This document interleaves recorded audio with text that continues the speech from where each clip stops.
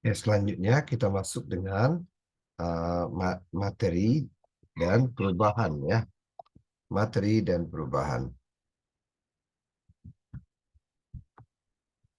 Nah, materi dan energi juga boleh.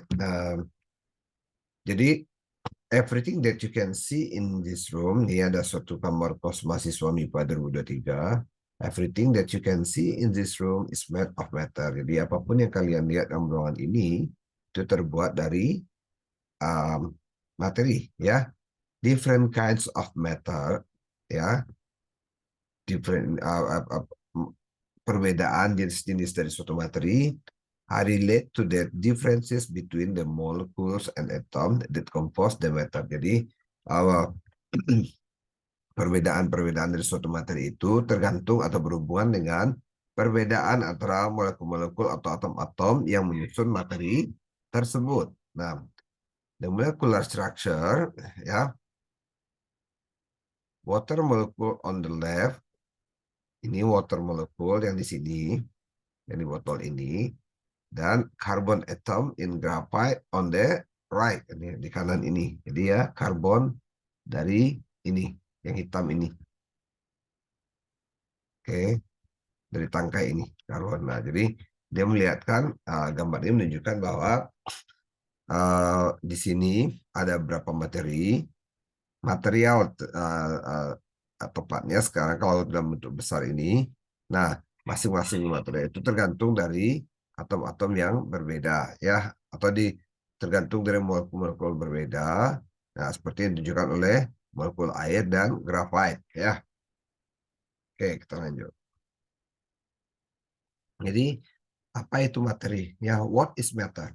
Ya, ya, matter is defined as anything that occupies a space and has mass. Jadi materi adalah segala sesuatu yang mengisi ruangan dan memiliki massa. Nah, some types of matter such as steel, water, wood, and plastic are easily visible to our eyes. Jadi beberapa materi seperti baja, air, kayu, dan plastik ya sangat mudah terlihat oleh mata kita ya. Nah, other type of matter, jadi tipe-tipe materi yang lain such as air or microscopic dust ya, udara atau abu yang mikroskopik, berukuran mikroskopik, are impossible to see without a magnification. Jadi sangat tidak mungkin ya, tidak mungkin dapat terlihat tanpa adanya perbesaran. Nah, biasanya perbesaran ini kita menggunakan mikroskop ya. Nah, sekarang nih, what is matter juga. Masih ada pertanyaan lagi nih, what is matter? Ya, matter might appear smooth and continuous, but actually it is not. Ya, jadi materi dapat terlihat smooth dan berkelanjutan, namun sesungguhnya tidak demikian. Ya, ya bisa dilihat di gambar ini. Ya, ini adalah permukaan dari suatu materi yang kita lihat smooth, tapi ketika diuji ini dengan alatnya EFM ya, atomik ya, mikroskopik. Nah, ini terlihat permukaannya ini seperti bukit-bukit begitu ya. Nah, jadi bukan berarti dia nampak smooth ya, licin, datar, flat seperti itu. Nah, matter is ultimately composed of atoms, submicroscopic particles that are fundamental building block of the matter. Jadi materi-materi disusun oleh atom-atom ya. Ini partikel submikroskopik yang merupakan penyusun utama dari materi. Nah, in many cases, these atoms are bonded together to form molecule. Jadi pada beberapa kasus atom-atom ini bergabung bersama-sama, bonded yang berikatan bersama-sama untuk membentuk suatu molekul. Two or more atoms join to one another in specific geometric arrangement. Jadi dua atau lebih dari atom-atom itu dapat bergabung dengan atom lain ya dengan susunan geometri yang spesifik, yang khusus ya, tergantung apa yang dia bangunnya. Nah, Recent and advance in microscopic recent advance in microscopy have allowed us to image the atom and molecule that compose matter. Nah, seperti ini. Ya.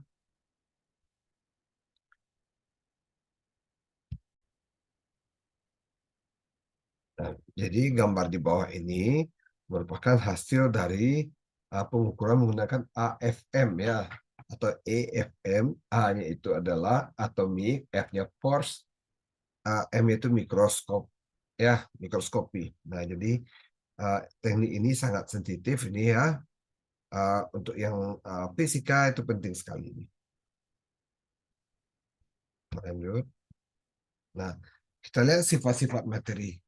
Sifat-sifat materi itu ya ada yang extensive properties, ada yang intensive properties. Nah, kalau sifat ekstensif sama sifat materi yang bergantung pada jumlah dan ukuran zat, misalnya volume, massa, dan berat. Nah, sementara sifat yang intensif dia tidak bergantung pada jumlah dan ukuran zat, misalnya warna, bau, kemudian membeku, mencair, melarut, menguap, dan menyublim. Artinya apa? Sifat intensif adalah bawaan dari materi itu sendiri ya, bawaan dari materi itu sendiri. Misal warna, ya warna merah dia akan selalu nampak merah, ya. Kemudian bau, nah bau dari suatu zat itu atau suatu materi adalah khas ya. Misalnya bau ikan, ya. Kemudian bau buah-buahan, nah, masing-masing berbeda lagi. Bau jeruk dengan bau pepaya itu berbeda lagi ya. Nah, membeku, mencair, melarut dan sebagainya. Contohnya air ya. Air bagaimanapun, dimanapun dia berada, kalau sudah sampai pada titik bekunya yaitu 0 derajat Celcius ya. Mau dia dalam wadah yang 1 liter, 100 mililiter, atau satu kontainer, dia tetap akan membeku pada 0 derajat Celcius ya, mencair kalau suhu dinaikkan, kemudian dia mendidih pada suhu 100 derajat Celcius ya.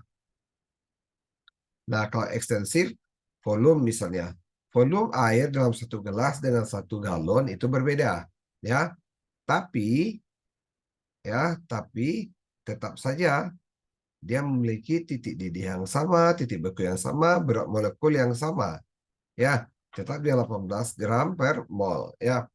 Kemudian massa ya, massa satu orang gemuk dengan satu orang kurus itu berbeda, apalagi beratnya ya.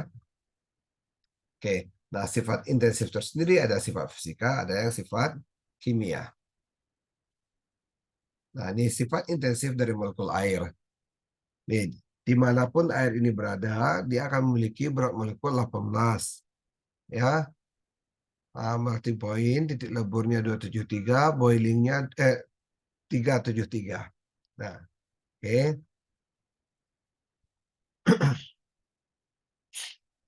Jadi dia meleleh pada titik pada suhu 0,2 derajat Celcius. Dia boilingnya 373,2. Nah, densitasnya satu dimanapun, ya mau di 1 gram 1 gelas, mau dalam 1 galon, dia akan memiliki density kerapatan 1 ya, atau 0,997. Oke. Nah, sifat intensif suatu materi dapat dikelompokkan menjadi sifat fisika dan sifat kimia. Nah, sifat fisika merupakan sifat materi yang diamati tanpa materi itu mengalami perubahan yang kekal seperti warna, bau, rasa, kekerasan, titik didih, dan titik leleh. Ya, oke. Jadi kalau kita sebut titik didih itu masih sifat fisika, titik leleh masih sifat kimia. Ya, karena dia hanya berubah wujud. Ya, tidak terbentuk suatu zat yang baru. Kemudian sifat kimia merupakan sifat materi yang diamati di saat materi tersebut mengalami perubahan yang kekal. Nah, seperti perubahan warna, ya. Misal perubahan warna itu adalah daun-daun ya dari hijau kemudian berubah dia menjadi kuning, selanjutnya coklat dan gugur. Nah, itu sudah terjadi perubahan ini komposisi, kereaktifan, ya, kestabilan dan lain-lain. Oke, sekarang kita masuk pada energi. Energi, ya, physical and chemical change are accompanied by energy change. Ya, jadi perubahan fisika dan perubahan kimia berkaitan dengan perubahan energi, ya, disertai oleh perubahan energi juga boleh. Nah, energi sendiri adalah the capacity to do work, ya, kemampuan untuk melakukan kerja. Nah, kerja merupakan hasil dari force acting on a distance. Jadi gaya yang dilakukan pada jarak tertentu, ya.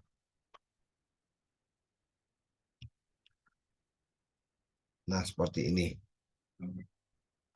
Ya.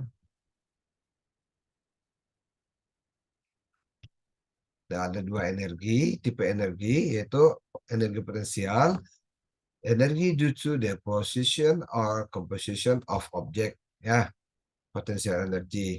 Nah, ada lagi energi kinetik due to the motion of object. Nah, kalau energi potensial ini kita juga bisa mendefinisikannya seperti energi pada saat benda jatuh, ya, atau berada pada ketinggian. Nah, itu. Kalau kemudian energi kinetik, energi yang disebabkan oleh pergerakan dari partikel-partikel.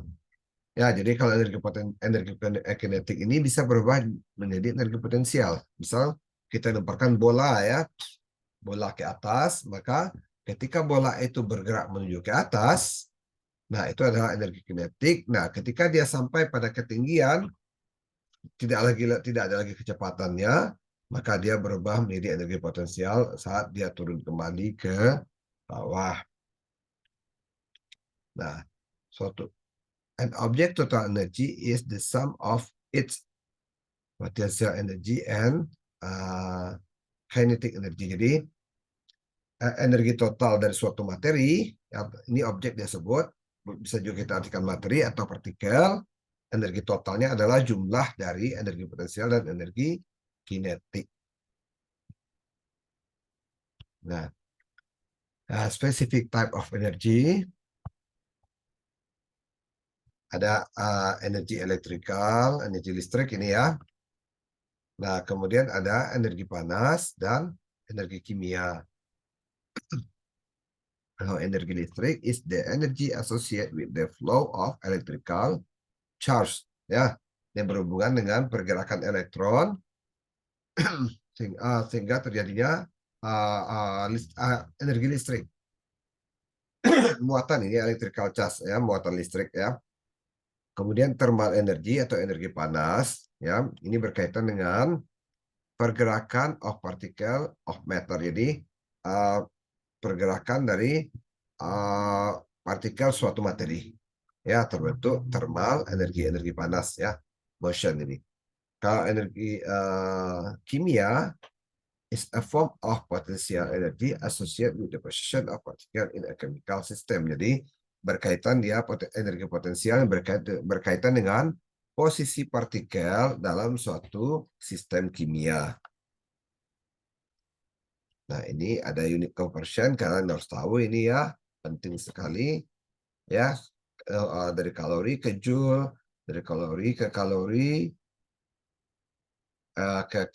kemudian dari kilowatt hours ke joule juga, ya. Nah, oke. Sekarang kita masuk pada wujud dan perubahan saat materi menyerap energi.